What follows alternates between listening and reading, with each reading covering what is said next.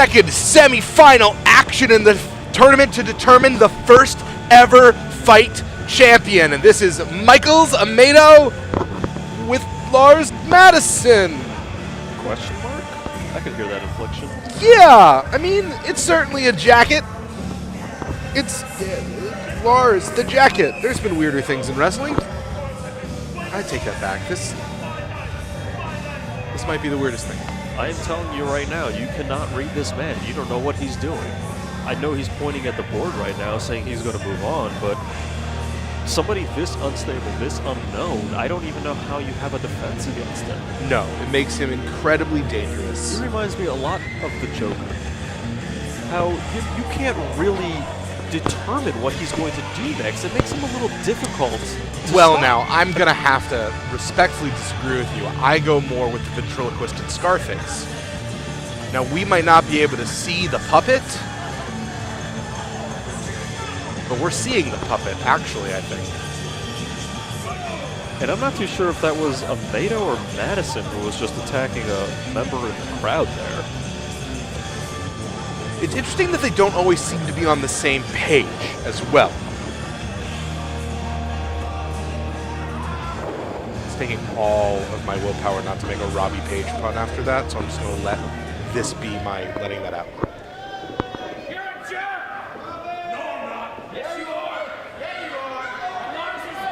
But yes, this round here is the second round.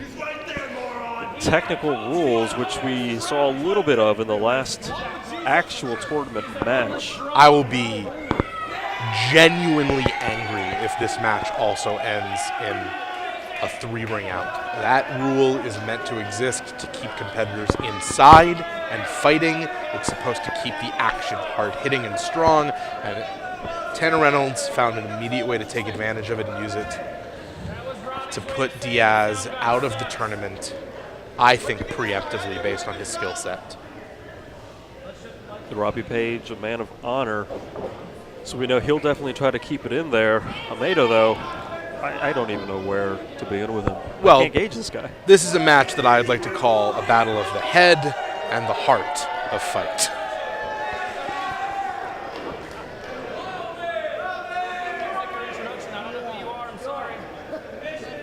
I mean, at this point with Diaz out of the tournament, I have to say that I think Robbie Paige is 100% the fan favorite to win.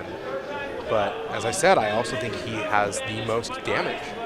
His arm has been put through the literal and metaphorical ringer.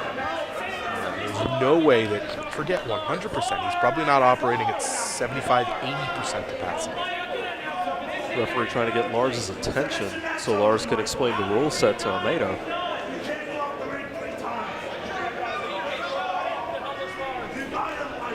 Just a reminder for all of us, the rules are the match must end in submission, or the wrestler can be disqualified by leaving the ring and having their feet touch the floor 3 times over the course of the match. It means there's only so many opportunities for you to catch your breath, only so many opportunities for you to regroup, only so many opportunities for you to step out and talk to your coach, as the case may be. And again, not too sure. The following contest is a technical fighter showcase. This match can only end by submission or ring out. If an opponent is thrown out of the ring 3 times, he will automatically lose the contest.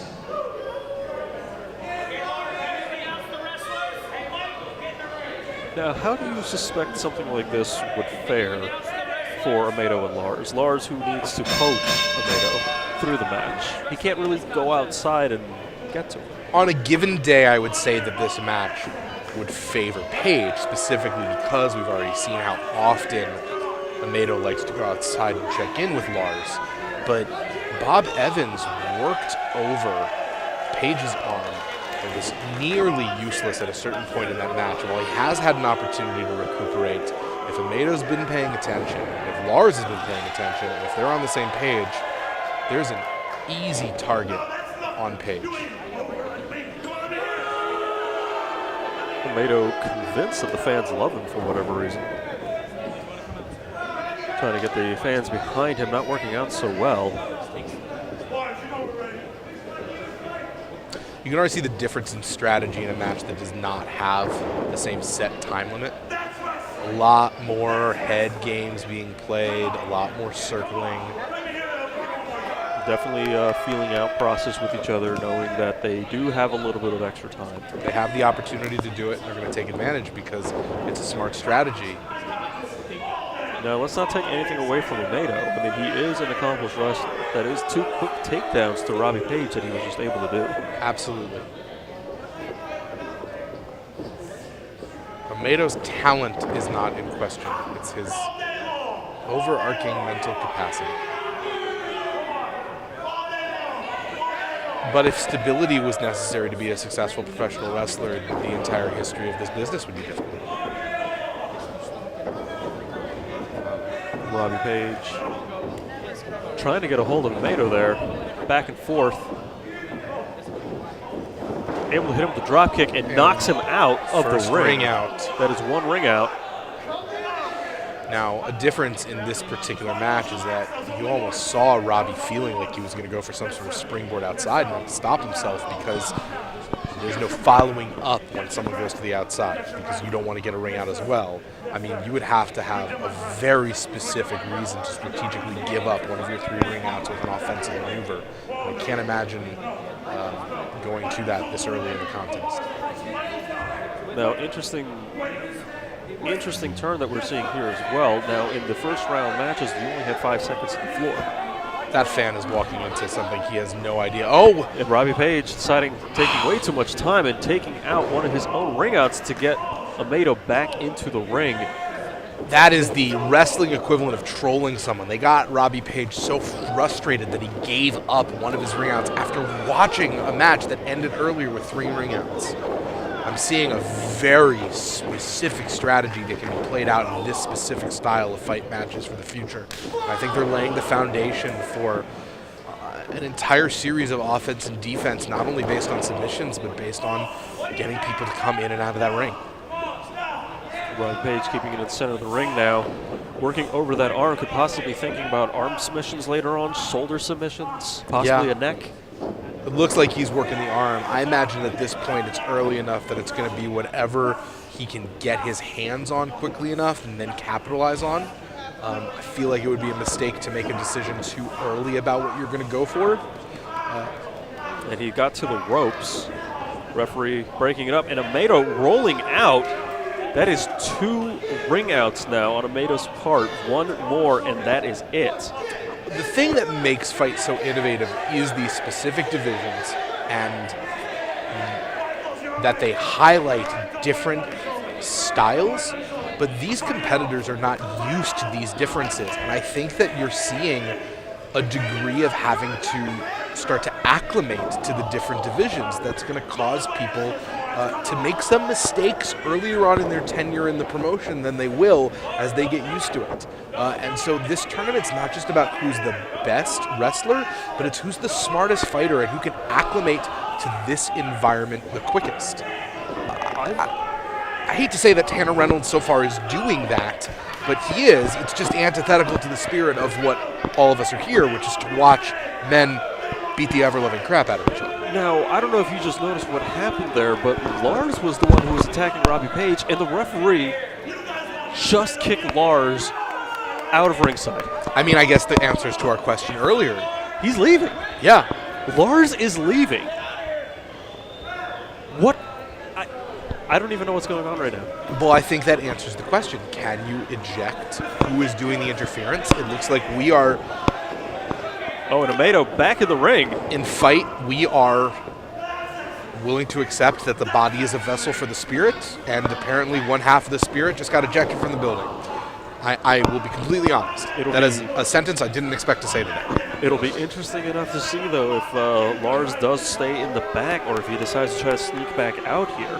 Just important to remember that in addition to everything else about this match, we already are at 1 ring out for Paige and 2 for Amaydo, so only 1 more ring out, and Lars out here or not, Amaydo is done with this match, so that is a strong strategy for Paige to go for. Working over that leg now, so that would be the shoulder and the knee that are not going to be operating too well for Robbie Paige right now. even without Lars, Amaydo has such a unique style. Tries to stay as low to the ground as possible. He's almost animalistic. He definitely seems more focused now that Lars isn't out there. I don't think Lars is yelling at him anymore, telling him what to do, where to go. I think he can actually focus on the match. You mean to tell me that the man with the split personality has more focus when he doesn't have the split personality? Shocking insight, Mike. Robbie Paige with the straight shots to the face, able to get out of that lock. And straight to the chop block, brings him right back down. And now we get to see what kind of fighter Amaydo is in a way that I don't think we've seen before. And he has obviously chosen that right knee as his target. Going for a submission, starting to tie him up, and kind of an inverted ankle lock. Center of the ring here. Doesn't grapevine the leg, which is allowing Paige to crawl to that rope.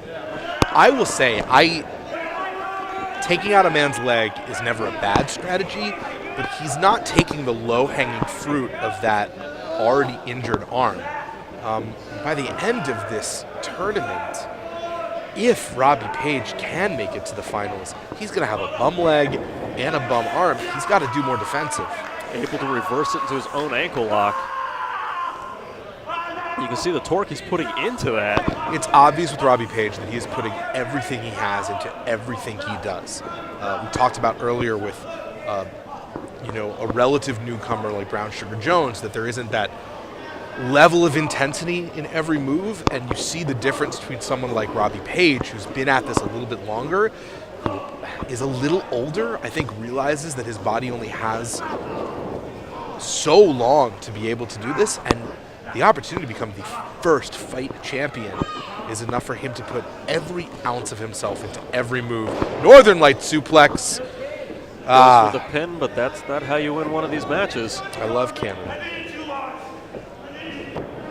He's saying he needs Lars. I don't think he does. I think Lars probably would have told him not to go for the pin, though. It would have told him to continue working on that leg. You just killed a little bit of time there, assuming that you could win the match with that pin. Yeah. So I'm saying the winners of these matches are going to be the people who are not only able to take advantage of every possible weakness in their opponent, but also acclimate to these divisions and their specificity of their rules and the styles. And absolutely, Paige now has a bum leg and the leftover remains of a bum arm and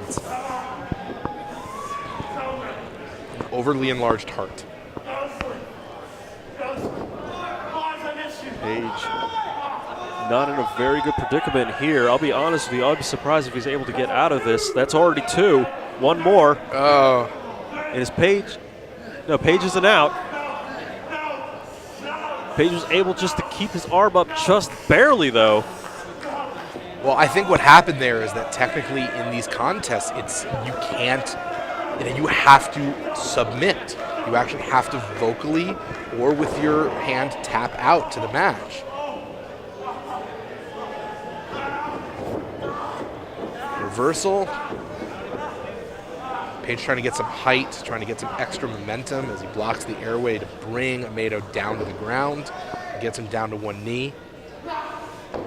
But Amaydo just has reserves of power that I don't know that Paige has at this point.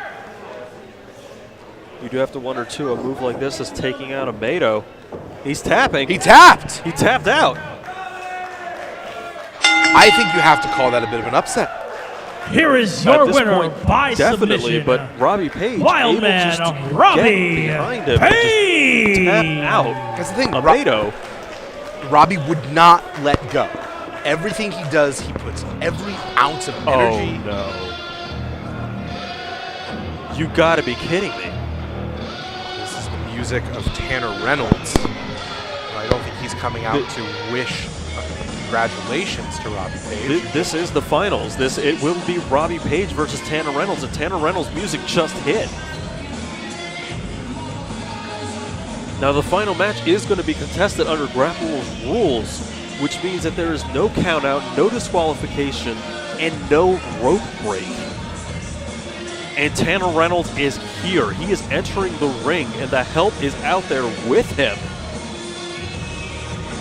And Tanner Reynolds is more or less at 100%. I don't want to insinuate things that I don't have. Ladies and gentlemen, the following contest is a grappler's match. And it is for the Fight Pro Championship. This is not. Here are the rules to this contest. First, the only way you can win is by pinfall, submission, and knockout. There are no rope breaks and no countouts. Pinfalls count anywhere. I don't Introducing mean first, to insinuate from things that Martinsburg, I'm West know, Virginia, and I don't want to cast Wild aspersions, Man, but Robbie I cannot imagine at this point Paige. that Tanner Reynolds did not pay off someone in the back And his opponent to be able to come from out Pittsburgh, here and start Pennsylvania. this match immediately He after is Robbie Paige Tanner ruling Reynolds. contest. And Tanner Reynolds not only had the last match, but also Corey Bush's sit-in to recuperate. The bell just rang. This match is officially underway. This is for the Fight Championship, the first champion. This does not look good for Robbie Paige. He's going straight for that knee. Of course he is. Tanner Reynolds has proven that of every single person in this tournament, he is the person who pays the most attention to every single detail, to every single loophole. He has done his homework, and he is a grade A douche nozzle. Robbie Paige doing everything he can, but at this point, after that battle that he had with Bob Evans early on, after the battle he just had with Amaydo, no time to breathe, no time to rest. Robbie Paige wants this championship so badly. These are his hometown fans. This is his home. This is his home promotion. This is Tanner Reynolds' first time in a fight ring, and he's coming in here. He has managed to use the help to attack someone from behind, to beat Diaz through technicalities. And Tanner Reynolds going for the pin. Robbie Paige still has some fight left in him, able to kick out.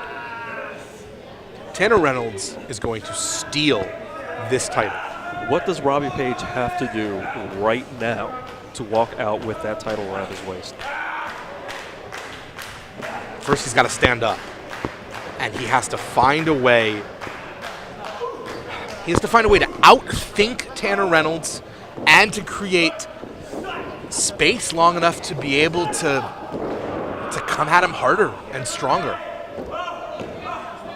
Honestly, I don't know at this point. Oh, and the help distracting him. Interrupting with impunity. Oh, what is that? That's a pair of brass knuckles. That's a pair of brass knuckles right into to the back of his head. He can wait the rest of the night. He You doesn't even have to. You can prepare. Oh, I'm disgusted. You gotta be kidding me. You can prepare for almost anything, but you can't prepare for a pair of brass knuckles to the back of your skull. Whatever Tanner Reynolds paid for the help, whatever Tanner Reynolds paid some guy in the back to be able to come out here, it paid off. Tanner Reynolds is the first ever fight heavyweight champion. He is the standard bearer for this company, and he has proven that he is by far the single smartest, manipulative competitor on this roster. This is not the way that this tournament was supposed to go. This is not what the management was expecting. But Tanner Reynolds, taking advantage every way he could, he's going to be the first fight champion. There's nothing around that now. That's what's going to go down in the history books. We've talked about fight being a place for people with something to prove. All that matters for Tanner Reynolds is the gold around his waist and his name in the history books. And it doesn't matter to him how many asterisks are next to him. It doesn't matter how he got there. The way he wins is not important. All that matters is victory. And he has told everyone in the locker room that anytime that he fights, you need to be prepared for every single underhanded technical foul that he can possibly come up with. And that's the man. You're looking at our fight heavyweight champion right now.